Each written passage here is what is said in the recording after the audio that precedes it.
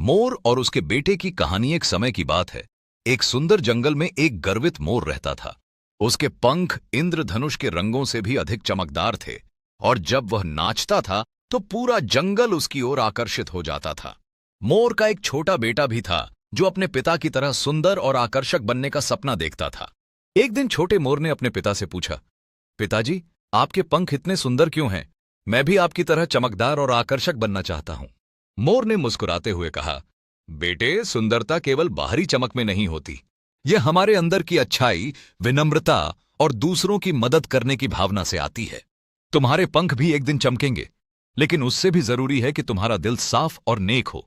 छोटे मोर ने अपने पिता की बात गंभीरता से सुनी और उस दिन से वह न केवल अपने पंखों की सुंदरता बढ़ाने के लिए प्रयास करने लगा, बल्कि वह दूसरे जानवरों की मदद करने और उनके साथ अच्छा व्यवहार करने का भी प्रयास करने लगा। कुछ समय बाद जंगल में एक भयंकर आग लग गई।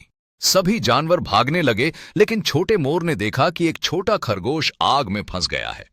बिना सोचे समझे वह तेजी से उसकी ओर बढ़ा और उसे अपनी पीठ पर बैठाकर सुरक्षित स्थान पर ले आया। यह देखकर सभी जानवर हैरान रह गए। उन्होंने छोटे मोर की बहादुरी और उदारता की सराहना की।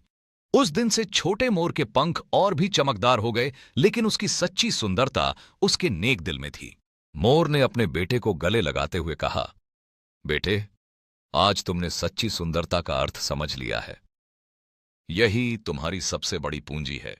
और इस तरह छोटे मोर ने न केवल अपने पंखों की सुंदरता बढ़ाई, बल्कि अपने दिल की सुंदरता से भी सभी का दिल जीत लिया। जंगल के सभी जानवर उस दिन एक साथ आए और उन्होंने अपने अपने गुणों की सराहना करते हुए एक दूसरे का सम्मान करना सीखा। इस प्रकार छोटे मोर की बहादुरी ने न केवल उसे बल्कि पूरे जंगल को एक नई राह दिखाई, जहां दोस्ती और सहयोग का महत्व था।